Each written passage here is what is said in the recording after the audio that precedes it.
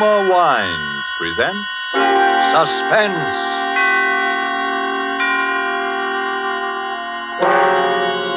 Roma Wines, made in California for enjoyment throughout the world.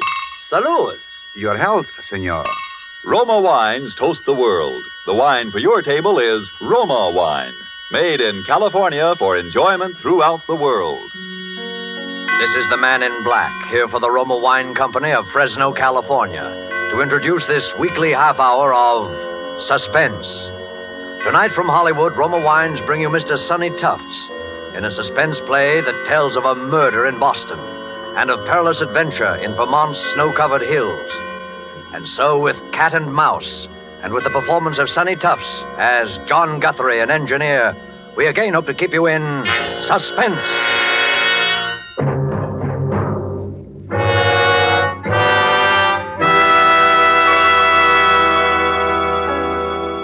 W1QXL, W1QXL, W1QXL. This is W1RBX calling W1QXL, W1QXL. This is WIR, Montcar, Vermont, calling and standing by. W1RBX, W1RBX. This is W1QXL in Boston, returning. Hiya, Guthrie, how you been? Signal's clear, good signal. Come in. W1QXL, W1QXL, W1RBX back. Hello, Lockwood. I'm fine. Signal's good up here. I got lots to tell you. Been trying to get in touch with you for the last couple of hours. Where you been? Out to dinner with Valentine? Go ahead. Sorry, Guthrie, I haven't seen Val today. She hasn't answered her phone. Guess she's awful tired of picking it up and hearing me on the other end proposing. Anyhow, I've been working hard. Oh, had a little excitement here at the laboratory an hour or so ago. Thought we had a prowler on the grounds. But guess it was a false alarm. Nerves, I guess. What's your news, Guthrie? I've got a bit for you myself, but let's hear yours first. Go ahead. Okay. Well, as far as I'm concerned, kiddo, you can set up a date for demonstration for the Army Signal Corps and the Naval Ordnance people just as soon as you like. We're in the clear now for keeps. I got the last bug out of the screen this morning, and it ought to make the prettiest little image you ever saw. And if the brass hats put the steam on, I don't see why it shouldn't be in there fighting in a couple of months. Now, let's hear about you. Go ahead. Boy, that sounds great. Hold it, Guthrie. Something going on here. Keep listening. I'll be back in a second. Who is it? Who's out there? Who's there? Get out from there or I'll shoot. Come out. Stop. Stop. What is it, Lockwood? Howard, what's the shooting? Is that you coughing? Lockwood, is that you? Go ahead. Hello. Hello, Guthrie. I saw him that time. Almost got him with my rifle. Wonder what that guy can want. Well, I know one thing he's got, and that's a sore throat. Boy, did you hear that cough? Go ahead. I'm worried, Lockwood. Somebody must be getting wise to what we've got. We'd better arrange for more protection around the lab. Well, you've heard my say of it. How are you getting on with the blueprints? Go ahead.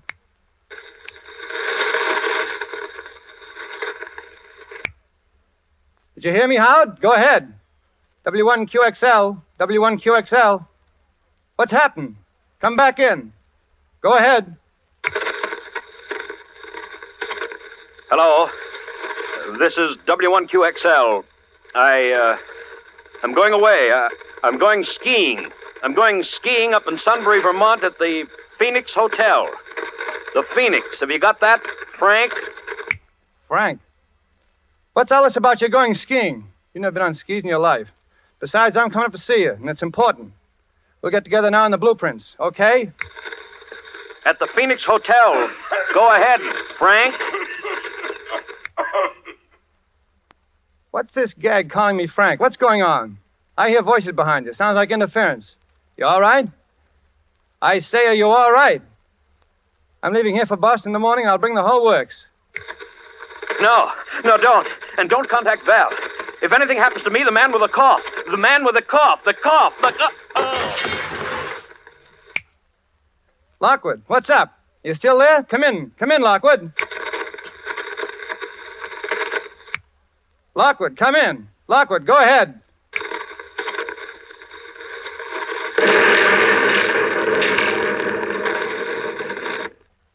W1QXL, W1QXL.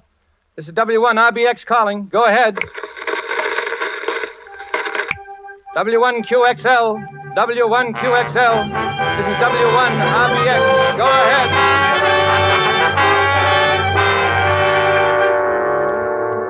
Tonight for Suspense, Roma Wines bring you as star Mr. Sonny Tufts, whom you have heard in the prologue to Cat and Mouse by Hugh Pentecost.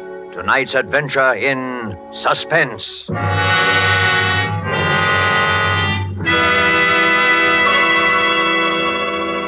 While the play's scene changes, let me describe another scene that might even now be taking place in the handsome cafe of the Hotel Nacional de Cuba in Havana.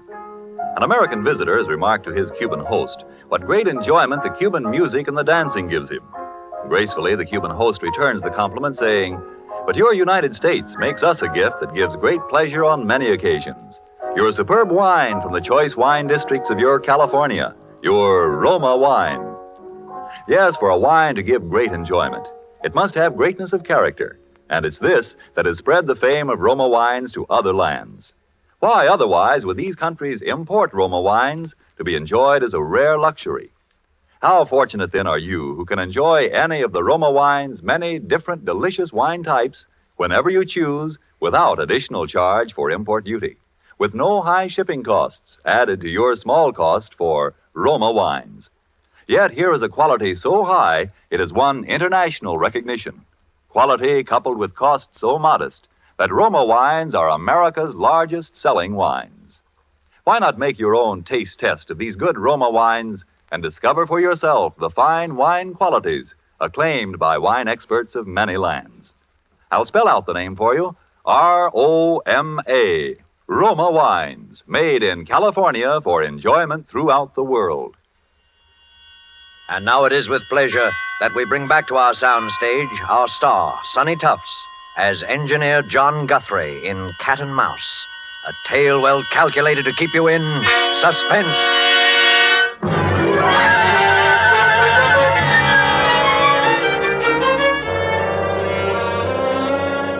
Well, that's about all the facts we know, Miss Ames. Yes? The bruises on Mr. Lockwood's head were a little hard to explain, as you pointed out. It was the explosion that killed him. That seems to be fairly... Dr. Vaughn, yes, the explosion may have been what actually was the final cause of his death. I take a doctor's word like you for that. But those marks and bruises... Suppose he'd been beaten, hit over the head in order to make him... In order to make him what?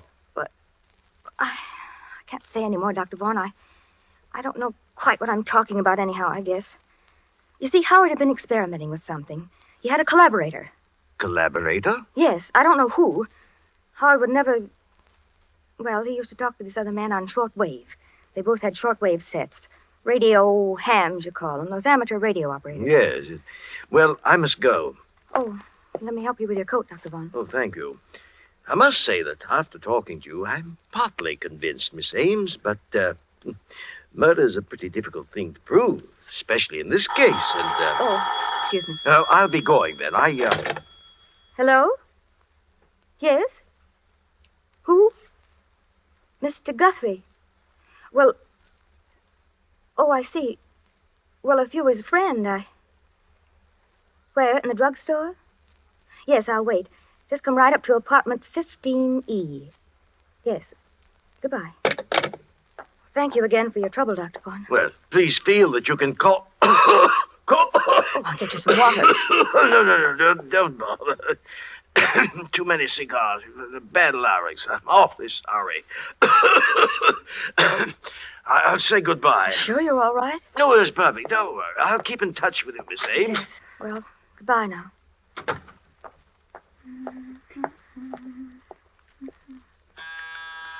Oh, just a minute.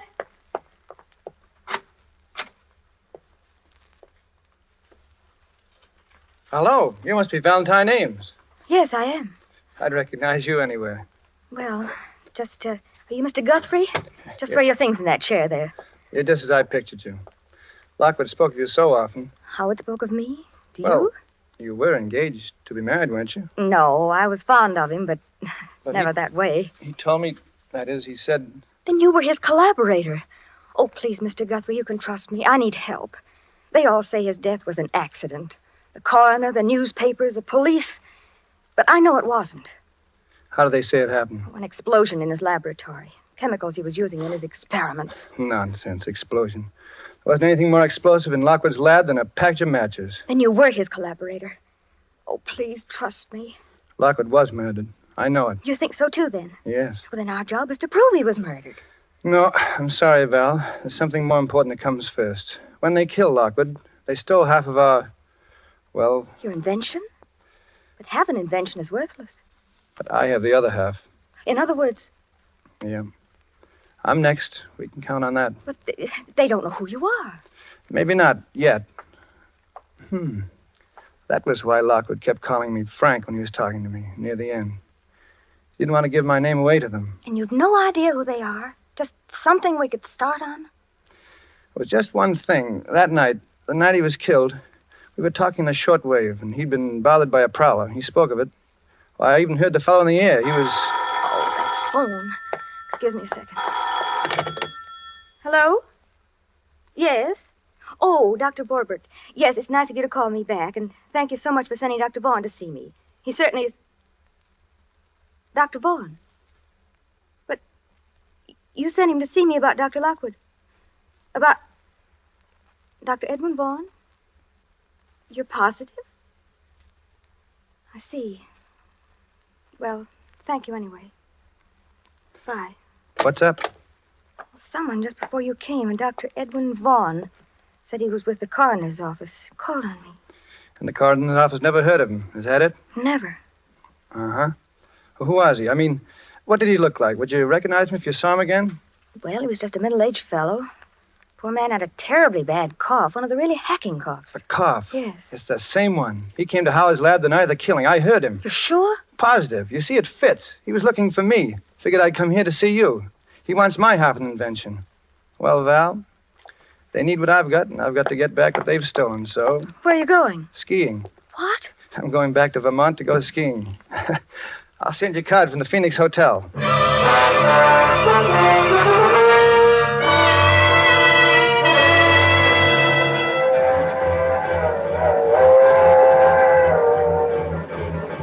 Next up is Sunbury, Vermont. Sunbury. Bring me an orangeade, Porter. Well, hello. You're new up here. Beg your pardon? You're going to the Phoenix Hotel, of course. Get so you know a skiing fan when you see one. I know most all the Phoenix crowd. This must be your first trip to the Phoenix, huh? Yeah, it is. Name's O'Brien. John Guthrie. Oh, excuse me. Do they serve drinks in this lounge car? Yes, they do. Yeah, you're new, too. Well, yes, I've only been in the States a few weeks. Oh, no. I mean new to our weekend skiing contingent. Skiing contingent? Yeah. Oh, yes. I'm O'Brien. This is Mr. Guthrie. What'd you say your name was? Well, I'm... Thanks, Porter, thanks. And bring me a couple more cigars, will you? Here, take one of mine while you're waiting, Mr. O'Brien. Oh, thank you. Now, that's what I like about the Phoenix crowd. They're sociable. Everybody pals with everybody else. Sounds very pleasant. Yes, I suppose so. Well, well, anyway, you wait. By Monday, everyone in the place will be calling you by your first name. Oh, really? Well, I guess I'd better be getting back to my compartment. Very happy to have met you, gentlemen. See you later. Weird duck. Unsociable like. Now, I always say, you take a fellow that won't mix. Be quiet a minute. What's the matter with you, Mr. Guthrie? You look like you'd seen a ghost.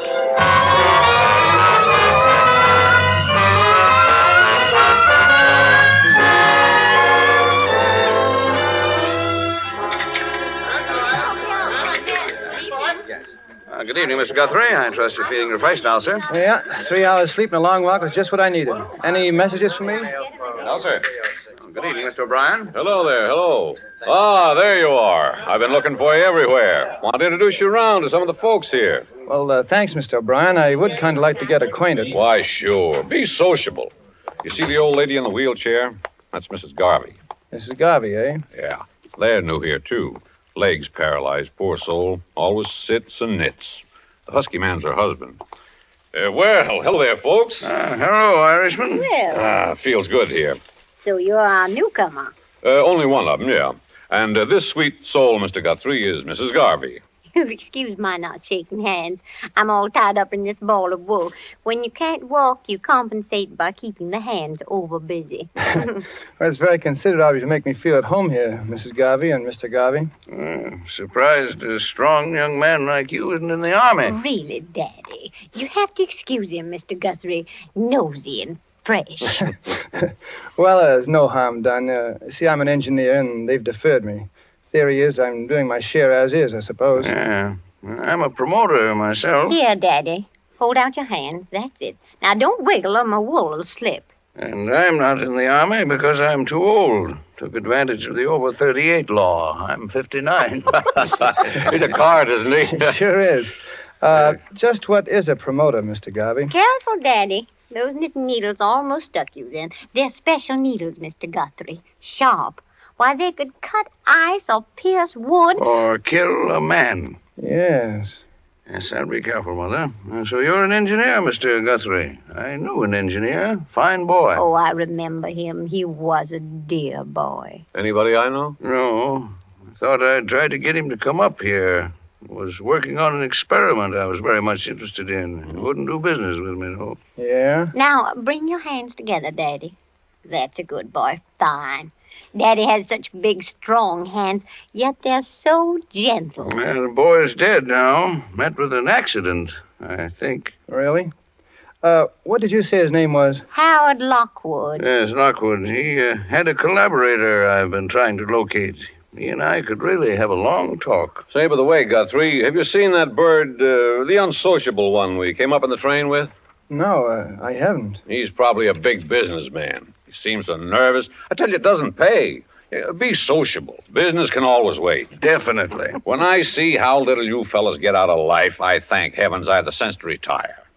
How long have you been retired, Mr. O'Brien? Be 4 years in June. You were in business for yourself? No, I was a professional man. Oh, I see. Medicine? No, detective. I was with the FBI. FBI.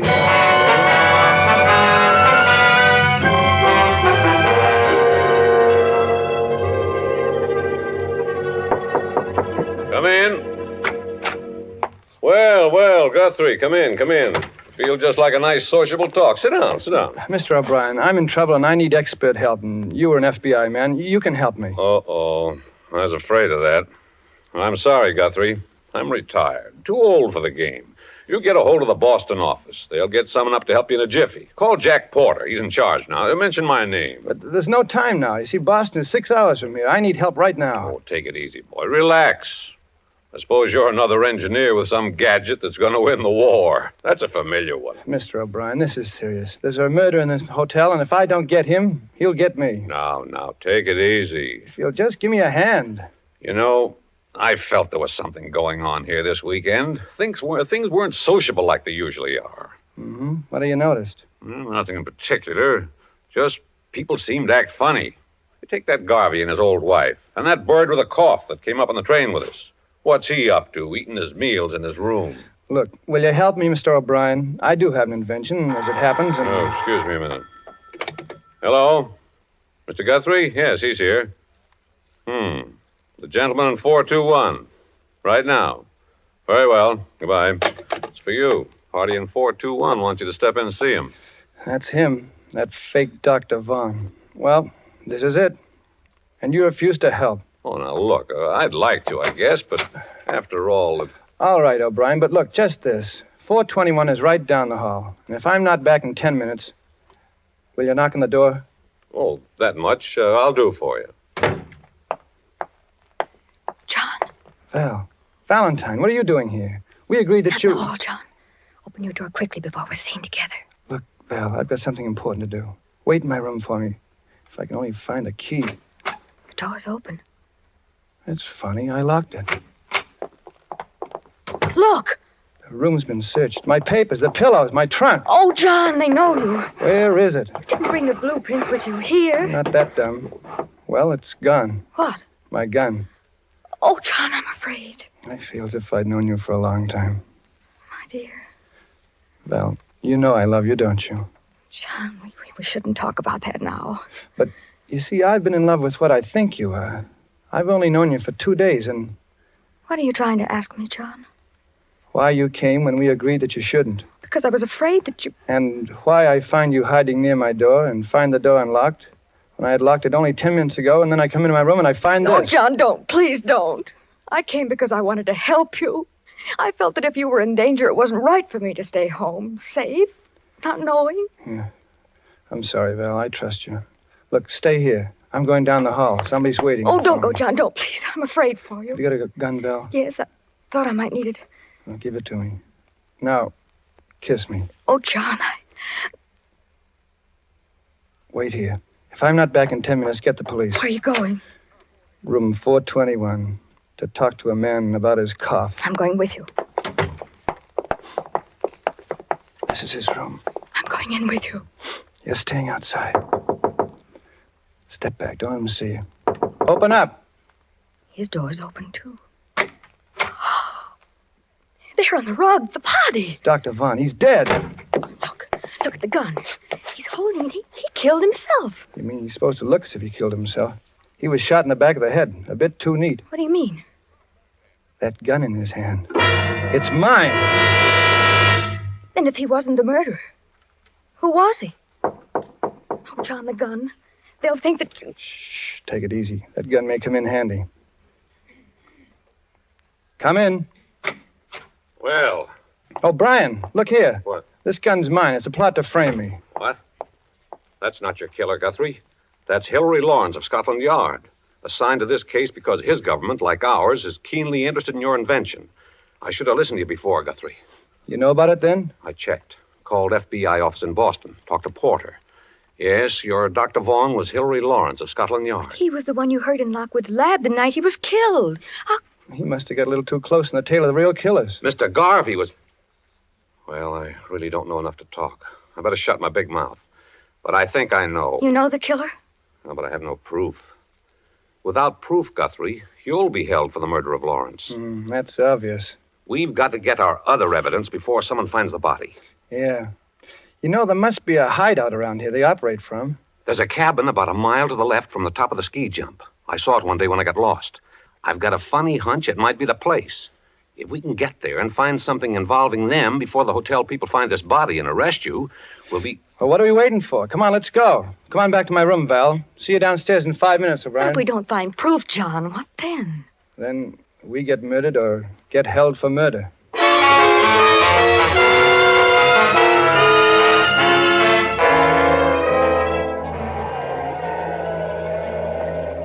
The cabin's dark. Yeah, one of these keys must fit. Ah, that one does it. Softly now. Mr. Guthrie, I'll take Miss Ames's gun. You're too impulsive. Thanks. Well, there's no one here. Draw the shade, please. I better keep a lookout on the road. Someone may come. That's a good idea. Now, this is what I call a real sociable evening. Look, a note. And it's addressed to me. Well, we're in the right place then. Read it. Guthrie, 200,000 in cash for your blueprints, and you can get the cash first, wherever you designate, with no questions asked as to what government gets them. Why those... Calmly, my boy. You don't have the prints here, do you? No, they're in a safety vault, and my name is San Francisco. What's that there, that panel? It's a radio rig, sending and receiving. Someone's coming. Who? Quick, turn up that light. Sneak a look, John, here, through the window. It's Garvey, and he's alone. Alone? Are you sure? Where'd he put that wife of his? Take another look. He's alone, all right. I knew she was a phony. She does too much knitting. I wonder where she is. All right, Miss Ames, out you go, quickly. Get to the foot of the road before he does. Uh-huh. It's your car, understand? Yes. You're lost, looking for a way back to the Phoenix. Delay him from coming in here. Right. I'll go outside. You search the place, O'Brien, with Val. No, let the girl go. Her best weapon is her charm. Hurry now. Stall them as long as you can. Good luck. Don't worry. I can see them from here. Look at it. Short wave. Yeah. With this outfit, Garvey could hear Lockwood and me talking over our work. Yeah. Pretty clever operator, I'd say. Can you see Val? Yeah. She's getting near him now. Brave girl, that one. The best. There she is. He's seen her. Let me have a look. See them? Over my finger, between that row of trees. Yeah, she's talking to Garvey now. She'll stall him. Yeah. Hey, come on, O'Brien. Let's start searching this place. Wait a minute. Look, they're coming this way. The two of them. Well, I should have known. Val? Oh, no, it can't be. Sorry, Guthrie, but you're seeing right. The girl's with Garvey. But she loves me. I know it. She's honest. I swear it. They're coming up the path. You stand behind the door. I'll stand up on the balcony and cover them from behind with a gun. You all set, Guthrie? All set. You spring out on them as they close the door, and I'll cover you from here. Val, Garvey, duck. He's got the gun. Above. Oh, my arm. O'Brien! All of you reach. Don't stoop for that gun, Guthrie. Up with your arms. 3 of you are going to join the late Mr. Lockwood. The girl and Mr. Garvey of the FBI who poked his nose in a bit too far. You're out of your mind, O'Brien. What will you get by killing us? I've got the information you want, and if I'm dead, you'll never get it. I'm fighting for my life now, not your invention. With you three out of the way, I've got a chance. A fire in this lovely cabin will do the job nicely. Now get into that closet, all of you. Get started. You're missing one, O'Brien. My wife. I'm not worrying about that. Drop your gun, Mr. O'Brien. That point you feel in your back is my knitting needle. Drop it. Remember, it can crack ice, pierce wood, or kill a man. Okay, Mrs. Garvey. Certainly nice to see you again. Nice job, Guthrie. You tipped us off just in time. Sit down, Mother. You look tired. You must be standing behind the kitchen door for an hour. Look here. Just be quiet, Mr. O'Brien. Formerly of the FBI. Kicked out for improper conduct, he was. The service has had its eye on you ever since, my friend. Yeah, you see, you made a slight error, O'Brien, when you said you'd call the porter of the Boston FBI office. The outgoing lines from the hotel have been out of order since 5 o'clock. Oh, your arm, Daddy. Here, let me bandage it. You better get going and have it looked after. Oh, it's bleeding. I think I'm going to faint. Faint ahead, Val. I got a pair of arms that aren't doing a thing.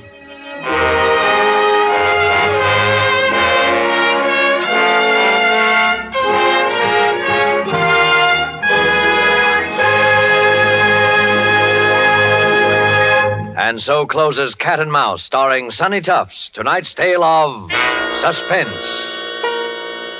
Mr. Tufts appeared through the courtesy of Paramount Pictures and will soon be seen in the Paramount picture, I Love a Soldier. Few spots on the globe boast the unique and perfect combination of nature's gifts, which makes possible truly good wine. Wine which the whole world can enjoy. But wine experts will tell you that among these fortunate spots, none can surpass the vineyards of our own California. From these renowned California vineyards come Roma wines. Wines so perfect in flavor, so delightful, that they are enjoyed in many countries of the world. To us in America, Roma wines are an everyday treat, for we may buy them at an astonishingly low price, since we pay no import duties or expensive shipping costs. Do you enjoy a delicious tangy sherry? Well, tomorrow treat yourself to a glass of Roma California sherry. We're sure you will agree that you have never tasted finer. With your first sip, you'll understand why Roma wines are America's largest selling wines. I'll repeat the name, R-O-M-A, Roma wine. Tomorrow, ask your dealer for your favorite type of Roma wine, made in California for enjoyment throughout the world. This is Sonny Tufts, and I hope you enjoyed our suspense play this evening. I know I had a good time. I'm looking forward to next week's show, and I know you must be, when that remarkable actress, the Academy Award winner, Madame Katina Paxinu, will be the star of Suspense. Suspense is produced and directed by William Spear. Next Thursday, same time, you will hear Katina Paxinu in Suspense. Presented by Roma Wines, made in California for enjoyment throughout the world.